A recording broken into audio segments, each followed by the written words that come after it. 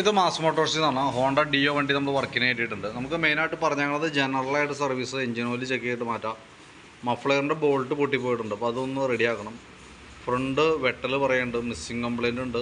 പിന്നെ മെയിൻ സ്റ്റാൻഡിൻ്റെ പിന്ന് ജെർക്ക് ചെയ്യുന്ന സൗണ്ട് വണ്ടി ഓടിക്കുമ്പോൾ കിട്ടുന്നുണ്ട്. ഇത്രയാണ് മെയിനായിട്ട് ഉണ്ടായിരുന്നത് കംപ്ലൈൻറ്റ്. അപ്പോൾ നമ്മൾ സൈലൻസറിൻ്റെ ഇവിടെ ബോൾട്ട് ഒടിഞ്ഞ് വരികയായിരുന്നു. ഒരുപാട് പണിപ്പെട്ടിട്ടാണ് ഇവിടെ നിന്ന് ഊരി കിട്ടിയിട്ടോ. കാരണം എന്താ വെച്ചാൽ ബോൾട്ട് ഒടിഞ്ഞിട്ട് കുറച്ചായിരുന്നു. അതിന് ശേഷമാണ് ഇപ്പോൾ നമ്മൾ വന്ന് അയച്ചെടുത്തത്. അപ്പോൾ അത് ഇലക്ട്രിക്കൽ വെൽഡാണ് അടിക്കേണ്ടത്.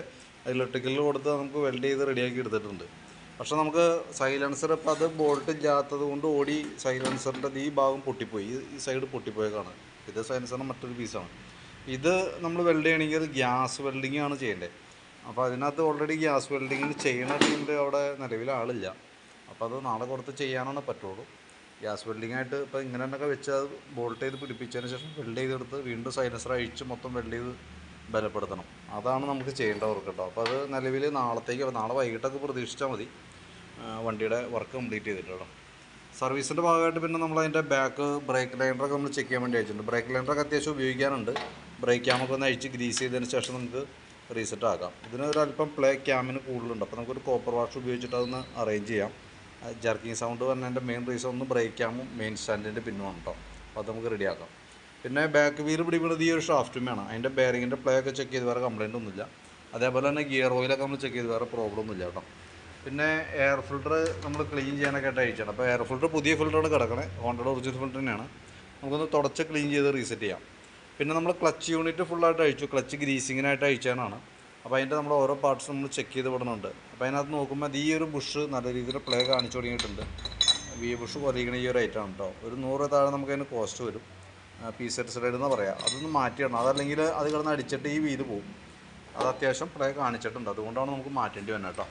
പിന്നെ അതിൻ്റെ ഉള്ളിൽ അത്യാവശ്യം ബെൽറ്റും ക്ലച്ച് ഷൂക്ക് വർക്ക് ചെയ്തിട്ടുള്ള പൊടിയൊക്കെ ഉണ്ട്. അതൊക്കെ ഒന്ന് നല്ല രീതിയിൽ എയർ അടിച്ചെടുക്കണം, എയർ അടിച്ച് ക്ലീൻ ആക്കണം. ബെൽറ്റിൻ്റെ കണ്ടീഷൻ നോക്കി, ബെൽറ്റ് നമുക്ക് കിടക്കുന്നത് കമ്പനി ബെൽറ്റ് തന്നെയാണ്, പുതിയ ബെൽറ്റാണ് കേട്ടോ. അപ്പോൾ നിലവിൽ വേറെ പ്രോബ്ലം ഒന്നുമില്ല. അപ്പോൾ ക്ലച്ചിനകത്ത് നമുക്ക് മെയിനായിട്ട് ആ പീസെറ്റ് സ്ലൈഡ് മാറ്റിയതിന് ശേഷം ബാക്കിയത്തൊക്കെ ഒന്ന് ക്ലീൻ ചെയ്ത് റീസെറ്റ് ചെയ്താൽ മതി. കിക്കർ വീലും ഒന്ന് അഴിച്ച് ഗ്രീസ് ചെയ്ത് റീസെറ്റ് ആക്കാം. പിന്നെ എഞ്ചിൻ ഓയിൽ മാറ്റുന്നുണ്ട്. ഓയിൽ ചേഞ്ച് ഇപ്പോൾ കഴിഞ്ഞ സർവീസ് പീരീഡ് വെച്ച് നോക്കുമ്പോൾ കുറച്ച് കൂടുതലാണ് ഓടിയേക്കണം കേട്ടോ. അപ്പോൾ ഓയിൽ നമ്മൾ കൂട്ടത്തേക്കൂടെ മാറ്റി വിടുന്നുണ്ട്. പിന്നെ എഞ്ചിൻ ഹെഡിൻ്റെ ഭാഗത്തേക്ക് വരുമ്പോൾ ഇവിടെയും ചെറിയൊരു ലീക്കേജ് സ്റ്റാർട്ട് ചെയ്തിട്ടുണ്ട്. ഹെഡ് കവർ ഗ്യാസ്കറ്റിൻ്റെ ആണ്. ഇപ്പോൾ നമുക്ക് ഒന്ന് അത് അഴിച്ച് കൈയോടെ മാറ്റിയിടണമായിരിക്കും ബെറ്റർ. കാരണം എന്താ വെച്ചാൽ നിലവിൽ നമുക്ക് ഈ വണ്ടിക്കകത്ത് ആകെ 600 മില്ലി ഓയിലാണ് B6 മോഡൽ വണ്ടിക്ക് എഞ്ചിനിൽ തന്നെ. അപ്പോൾ അതിനകത്തൊരു ഡ്രോപ്പ് നഷ്ടപ്പെട്ടാൽ പോലും നമുക്കതൊരു പ്രോബ്ലമാണ്. അപ്പോൾ അതൊന്നും ആ രീതിയിൽ ചെയ്യാം. പിന്നെ നമുക്ക് വലിയുടെ ഒരു പ്രശ്നം പറയുന്നുണ്ട്, വലിയ കുറവ് പോലെ പറയുന്നുണ്ട്. അപ്പോൾ അത് നമുക്ക് ഫ്യൂൽ പമ്പിൻ്റെ ഒരു ഇതായിട്ടാണ് അത് കാണുന്നത് കേട്ടോ. ഫ്യൂൽ പമ്പ് ശരിക്കും പറഞ്ഞാൽ ഇത് ഇരിക്കുന്നതാണ് ഫ്യൂൽ പമ്പ്, മൊത്തം ചെളി കയറി ബ്ലോക്കായിരിക്കുകയാണ്.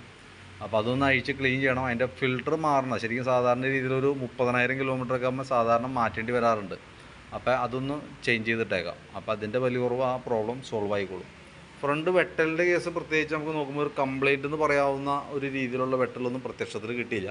കോൺസെപ്റ്റ് ചെറിയൊരു കംപ്ലയിൻ്റ് ഉണ്ട്, അത് നമുക്ക് അറേഞ്ച് ചെയ്ത് അഡ്ജസ്റ്റ് ചെയ്യാനുള്ളൂ. അത് നമുക്ക് സെറ്റാക്കി വിടാം.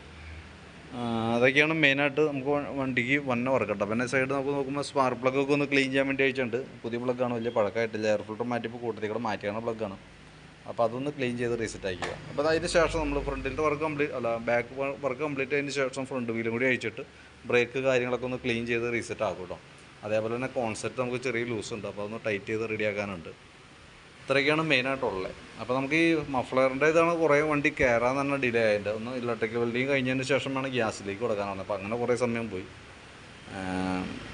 അപ്പോൾ നാളത്തേക്ക് അറേഞ്ച് ചെയ്ത് തരാം. അത് ഗ്യാസിലാണെങ്കിൽ കൊണ്ടുവന്നപ്പോൾ ആളുമില്ല, അതല്ലെങ്കിൽ കുറച്ച് ലേറ്റായിട്ടാണ് നമുക്ക് കംപ്ലീറ്റ് ചെയ്യാറുണ്ട്. ഇതിപ്പോൾ എന്തായാലും നാളെ ഒരു ഉച്ച കഴിഞ്ഞിട്ട് പ്രതീക്ഷിച്ചാൽ മതി, വൈകിട്ടത്തേക്ക് പ്രതീക്ഷിച്ചാൽ മതി. അതിക്ക് മുമ്പ് ആവാണെന്നുണ്ടെങ്കിൽ ഞാൻ കോൺടാക്റ്റ് ചെയ്തോളാം എന്തായാലും. ഓക്കെ, അപ്പോൾ ഞാനതിൻ്റെ ഒരു എസ്റ്റിമേറ്റ് ഇട്ടേക്കാം കേട്ടോ. ഏകദേശം ഒരു എസ്റ്റിമേറ്റാണ്, വാട്സാപ്പിലേക്ക് ഇട്ടേക്കാം. വീഡിയോ കണ്ടുകഴിയുമ്പോൾ ഒന്ന് റിപ്ലൈ ചെയ്തോളൂ.